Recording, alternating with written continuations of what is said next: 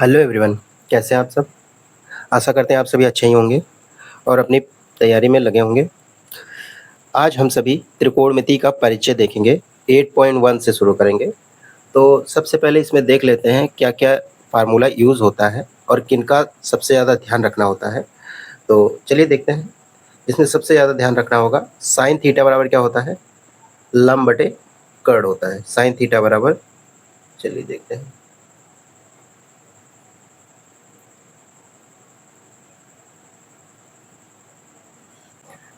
Sine theta बराबर क्या होता है? साइन थीटा बराबर होता है लंब बटे कर्ण होता है। कर्ण होता है, इसको ध्यान रखना है। कॉस थीटा बराबर क्या होता है? कॉस थीटा बराबर होता है, और हाँ, इस त्रिभुज की मदद से, समकोण त्रिभुज की मदद से आप समझिएगा लंब क्या होता है, कर्ण क्या होता है। तो लंब इसको बोलते हैं और आधार इसको बोलते हैं, कर्ण इसको बोलते हैं। ठीक है, तो देखिएगा कॉस थीटा बराबर क्या होता है हमारा? आधार बटे कर्ण होता है। आधार बटे कर्ण होता है, कर्ण। टैन थीटा बराबर क्या होता है? टैन थीटा बराबर क्या होता है? लंब बटे आधार होता है। लंब बटे आधार होता है। ठीक है,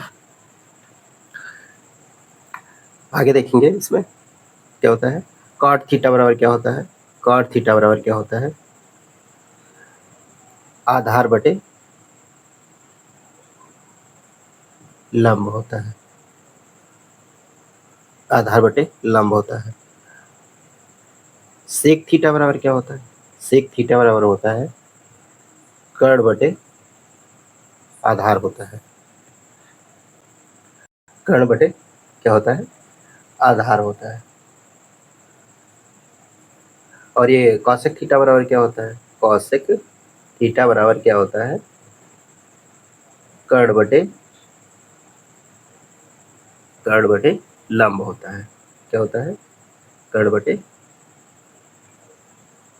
लंब होता है। इन सभी फार्मूलेज का यूज़ होगा आगे। और भी फार्मूलेज देख लेते हैं जो सबसे ज़्यादा इम्पोर्टेंट हैं इसमें। चलिए देखते हैं।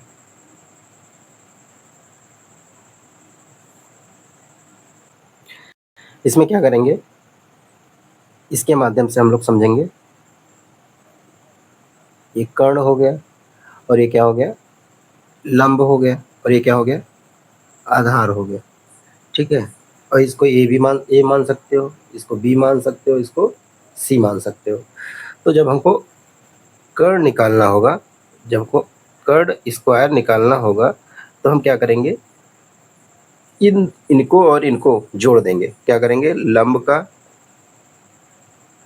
स्क्वायर प्लस आधार का स्क्वायर हो जाएगा।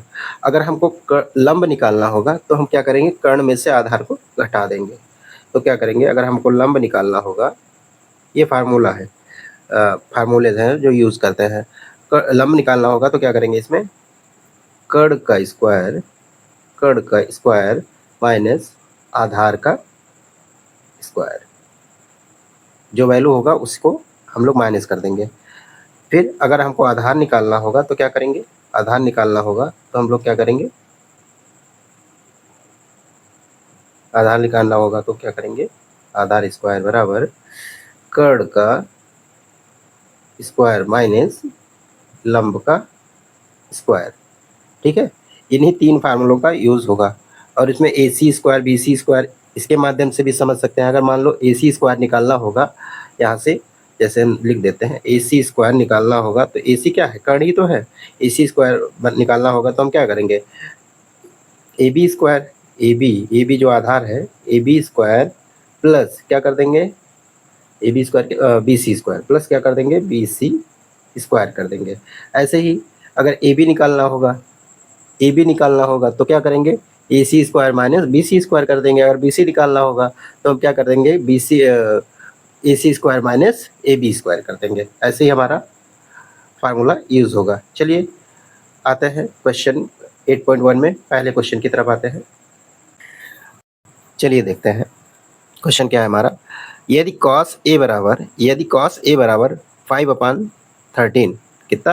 5/13 है, तो tan A का मान ज्ञात कीजिए। तो हम यहाँ पे देखेंगे, एक ट्रायंगल बना लेंगे समकोण का, ठीक है। तो हमारा cos थीटा या cos A बराबर क्या होता है, हमारा आधार बटे कर्ण होता है। तो आधार हमारा क्या है, आधार हमारा ये है, ठीक है, आधार हमारा ये है, ठीक है। और कर्ण क्या है हमारा, कर्ण हमारा ये है। और लंब क्या है हमारा, लंब हमारा ये है, ठीक है। आ ला और का से हम समझा रहे हैं, पूरा नहीं लिख रहे हैं, ठीक है, समझिएगा पूरा। चलिए देखते हैं, हमारा क्या दिया है, आधार दिया है और क्या दिया है, कर्ण दिया है। तो कर्ण हमारा क्या दिया है, 13, कितना दिया है, 13, और आधार कितना दिया है, 5, ठीक है। तो हम निकालेंगे, हम लंब हमको निकालना है, तो हम सीधे सीधे हम क्या कर देंगे, लंब का फार्मूला वो टप कर देंगे। तो लंब स्क्वायर बराबर क्या हो जाएगा हमारा, इसको ए सी बी सी के माध्यम से भी समझ सकते हैं, ठीक है, ए बी और सी भी मान सकते हैं। तो लंब स्क्वायर बराबर क्या हो जाएगा हमारा, ये हो जाएगा कर्ण का स्क्वायर माइनस आधार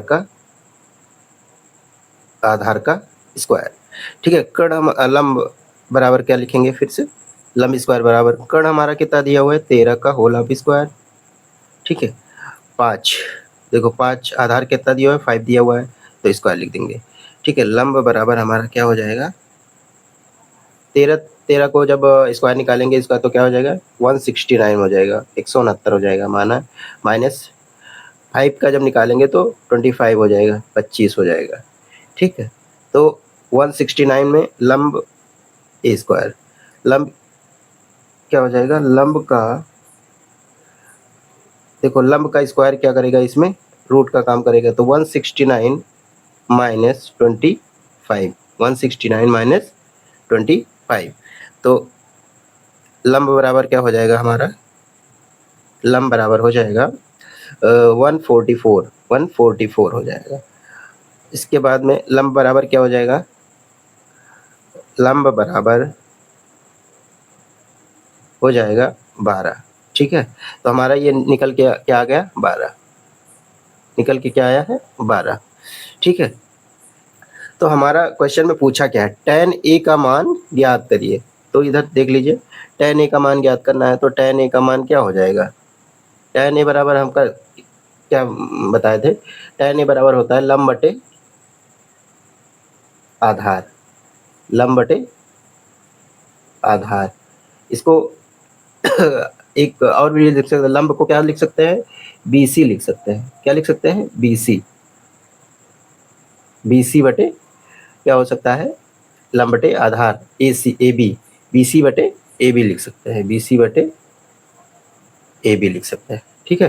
तो लंब हमारा क्या है, 12 निकल के आया, कितना निकल के आया है, 12 बटे कितना हो गया, 5। तो यही हमारा आंसर आ जाएगा, ठीक है। चलिए नेक्स्ट क्वेश्चन की तरफ मूव करते हैं।